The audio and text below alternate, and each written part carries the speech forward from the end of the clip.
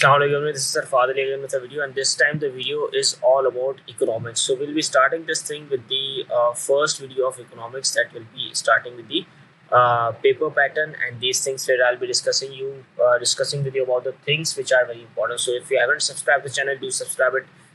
Comment below the video if you didn't understand anything, and like this video if you just like this video, and just go to my Facebook page Fahad Ali and do like it over there. If you want to chat with me, you could click the WhatsApp button over there and you can chat directly with me. Other than that, my Instagram ID, if I just share with you, it will be like this: Fahad Ali 175. You could just follow my Instagram ID, and let's start with the video. So something which is very much important is that economics. How many papers do we have? We have two papers. One is paper one, and another is paper two.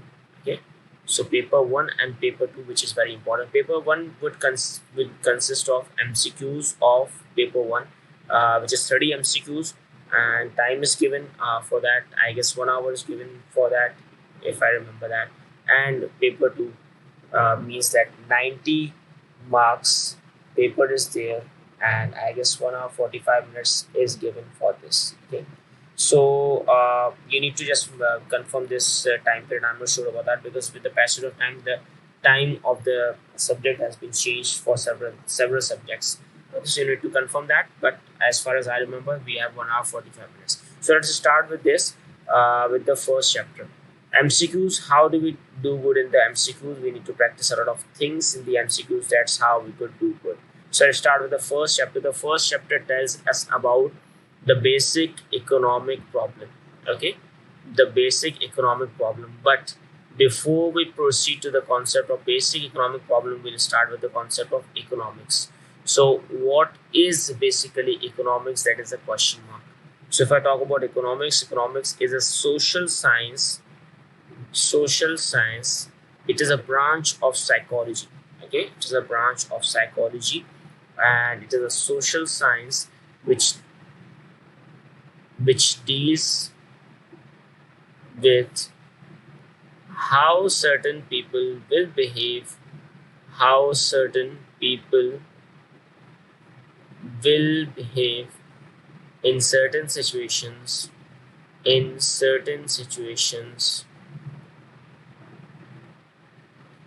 due to certain factors. I hope you could just read it out. I'll just read it again.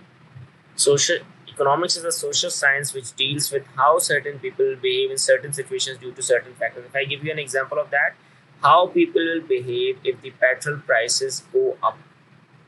Okay, so this is the study of economics. So the first chapter is saying the basic economic problem. It's very interesting, the chapter one. So let's start with that. The first concept of this is needs and wants. If we talk about needs are necessities of some people. Without these things, we couldn't live in our life. So I'm just dictating it. You could just write it down if you want. Needs are things without which we couldn't survive. So the four things which are considered as needs is food, water, shelter, and clothing. These things are very important.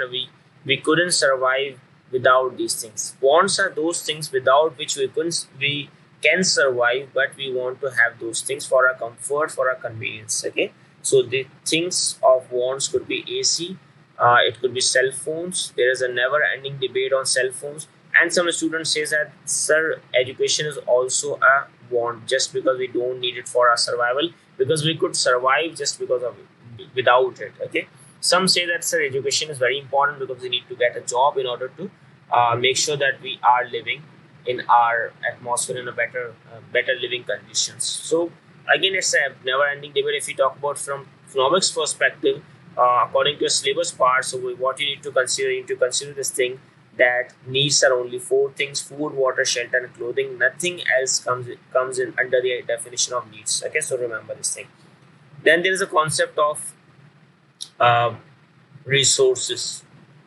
Okay, what are resources? Resources are factors of production. Okay, resources are factors of production, things which are necessary for production. Without these four things, you couldn't just produce anything. So there are four factors of production, and the acronym for that is CELL. The first one is land, the second one is labor, the third one is capital, and the fourth one is enterprise. Okay. So again, I'll tell you what are resources. Resources are factors of production, and without this, you cannot produce anything in your business. So these are very much important. You need to combine these four things in order to produce anything. So land, all the natural resources. Okay, all the natural resources. It could be sunlight, it could be coal, it could be anything which comes from nature. Farming, fishing, agriculture, all things comes from there. So that is termed under the heading of land. If I talk about labor, so it is the physical and mental efforts. Okay, it is the physical and mental efforts of human beings. So it is the physical and mental efforts. So why I'm saying mental efforts, because there are some managers in a business. So those managers are not doing any physical work at all. They're just sitting in front of a computer and they are doing things. So they are under the category of mental efforts. Capital, all the man-made tools. If I talk about accounting is saying that capital is the finance, the investment which is required at the start of the business. But in business and economics, you have to say this thing that it is a man-made tool that helps you make other products. Okay, that is why it is termed as capital. And the last thing is enterprise. Enterprise means that the risk-taking person. Okay, or we could just write it down as an entrepreneur. Okay, risk-taking individual is termed as entrepreneur. So we need to combine all of these things in order to produce something in economics. If we are missing any of these things, we couldn't say this thing that we could produce anything. Okay, then the next concept which comes is scarcity. Scarcity means shortage of resources. Now you know what are resources. So shortage of resources means it is a scarcity. Maybe the land is short, you couldn't get the land. Maybe the labor is short, you are in an area where you couldn't find a good number of people who could just work with you. You don't have the machinery, or you couldn't afford the machinery, and maybe there are some people who are not willing to take the risk. Okay, majority of people don't have the appetite to take the risk. So again, you have scarcity. When we have a scarcity, shortage of resources, so we could say this thing that we have limited resources versus unlimited wants. Sir, how come you can say this thing that unlimited wants?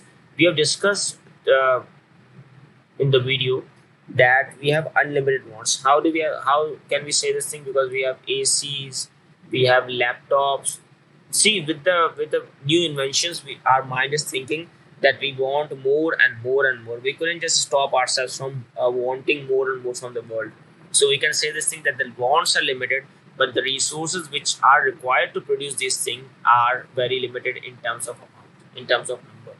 So we term this line limited resource versus unlimited want, and sometimes it rephrase, which is infinite wants versus finite resources. There is one MCQ. There is one MCQ in your O-levels economics where you would get any of these statement, and the examiner would be asking you, what do you mean by the word basic economic problem? So this is the basic economic problem which I have explained just now. Basic economic problem, which is limited resources versus unlimited want. Now the question arises, if you have limited resources but you have unlimited want, so what should you do? You will try your level best to allocate the resources. You utilize the resources in such a way that it satisfies you the maximum. If I give you an example of that, let's suppose you have $100 in your pocket. So what will you do? You will purchase those things which you like the most. This is the same thing, that we have resources which are limited. So what we'll do, we'll go for those things which will satisfy us the most. So what we'll do, we'll make a choice. What we'll do, we'll make a choice, because again we can't have everything. So we'll make a choice. You have observed this thing that when you have limited cash, limited amount available with you, you make a choice. And when you make a choice, you either drop one thing and pick one thing. Either drop one and pick one. Okay, if there are two items in front of you, if there are more than two items, it depends, but you have to opt for one. If let's assume that, so the item you have dropped is termed as opportunity cost. Okay, the item you have dropped is termed as opportunity cost. Okay, I'll give you another example, don't worry about that. the book definition for opportunity. I'll suggest you to memorize the book definitions. The reason is that because book definitions are encouraged by the examiner in your paper. So opportunity cost concept says the next best alternative given up or forego. Okay, the next best alternative given up.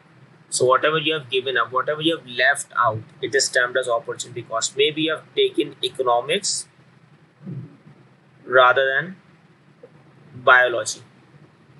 Okay, so biology becomes your opportunity cost.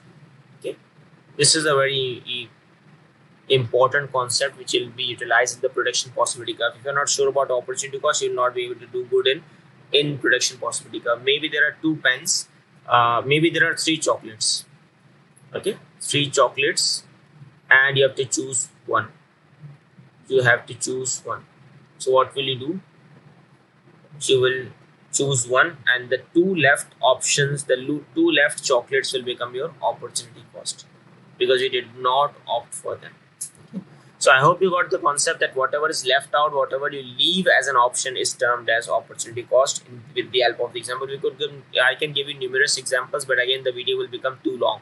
So I hope you understood this thing. If you haven't subscribed, do subscribe the channel, okay, and share it with your friends. And if you haven't followed me on Instagram, do follow me on Instagram. With this name, I'm available over there.